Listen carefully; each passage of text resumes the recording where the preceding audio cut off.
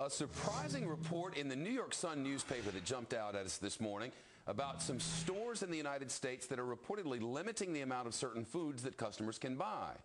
Not talking hard to get gourmet stuff here, but staples like rice and wheat and cooking oil.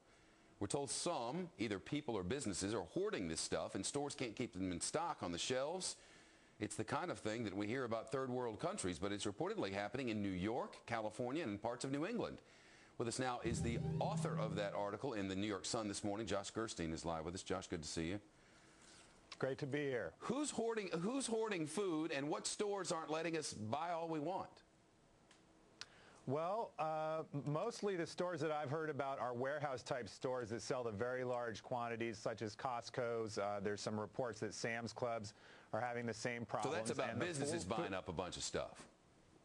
Right, but it's also the places that many people go to buy their own stocks. If people use a lot of rice every day, for example, they might buy a 25 or a 50-pound bag, and that's also what some businesses are looking for. And those people are finding when they go to these stores that oftentimes there isn't any rice at all on the shelf, or there may not be any flour, and if there is, they might be limited to just one of those large packages, depending on how much they bought in the past.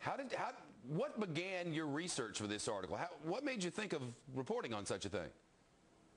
Well, I was actually shopping for my daughter's birthday party, believe it or not, Shep, and I was checking out of the Costco, and I saw a sign over the manager's desk saying, due to shortages of rice, we're going to limit purchases based on your past purchasing history. Please contact a manager for your personal limit.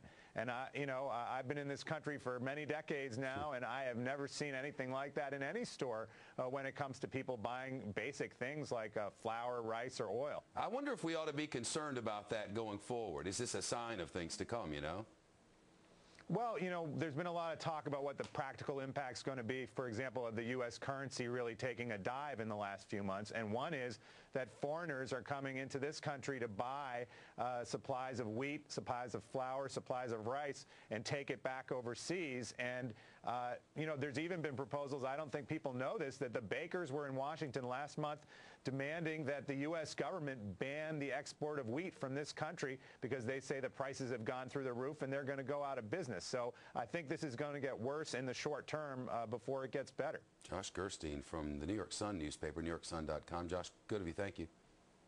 Thank you. All right. You use it to watch television, surf the internet, and phone your friends.